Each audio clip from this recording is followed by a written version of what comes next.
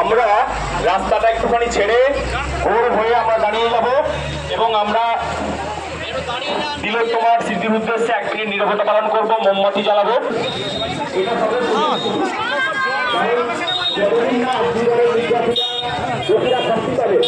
এবং দোষীদেরকে যারা প্রশ্ন দিচ্ছে তারা যতদিন না শাস্তি পাবে ততদিন আমাদের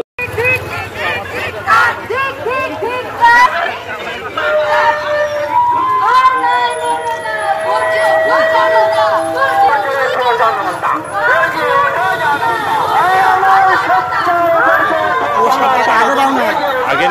ना